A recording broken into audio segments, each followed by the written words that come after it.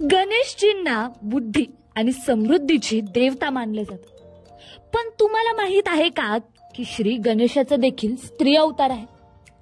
गणपतीचे स्त्री रूप अनेक नावांनी ओळखले जातं, ज्यामध्ये विनायकी, गणेशानी, गणेशवारी, गजमुखी ही काही प्रमुख नावे आहेत. श्री गणेशांच्या या रूपाबद्दल पौराणिक कथा देखील आहे.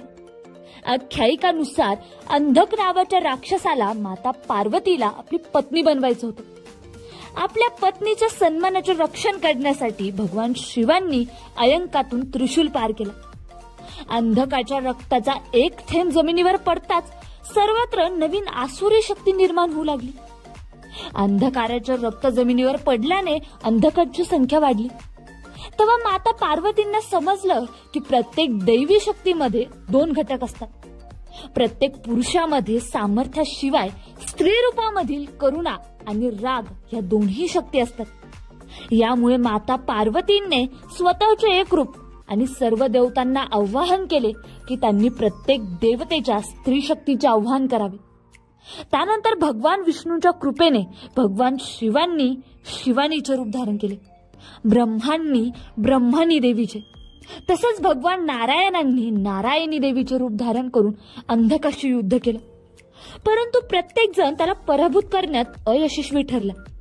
यानंतर देवी दुर्गा तिच्या 10 रूपात राक्षसासमोर प्रकट झाली. या सर्वांनी मिळून अंधकाच्या राक्षसीय शक्तीचा पराभव केला, पण तरीही अंधकचा रक्तस्राव थांबेना. यानंतर भगवान गणेश आपल्या स्त्री अवतारात आले आणि त्यांनी अंधकाशी युद्ध केलं. अंधकाला बांधलं व स्वतःच्या सोंडेने अंधकाच्या शरीरातील सर्व रक्त एकाच वेळी बाहेर काढले आणि रक्ताचा एक थेंबही जमिनीवर पडू दिला नाही. अशा प्रकारे अंधकाचे स्त्री रूप अंधकात संपले आणि गणेशाचा विनायकी अवतार झाला.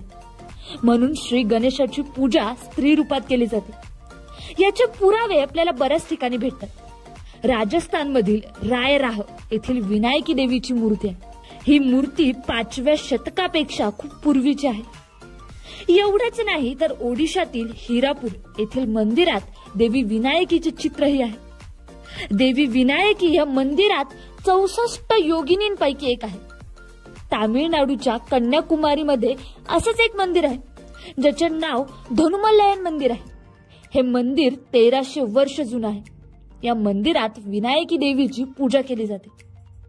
या मूर्तीमध्ये देवीच्या 4 दिव्य हातात अनेक शस्त्रे आहेत. याशिवाय या मूर्तीचा चेहरा गणपतीसारखा दिसतो. भारताव्यतिरिक्त तिबेटमध्येही गणेशांच्या स्त्री रूपाची पूजा केली जाते. तिबेटमध्ये गणेशाच्या स्त्री रूपाला गणेशानी म्हणतात आणि तिची पूजाही केली जाते.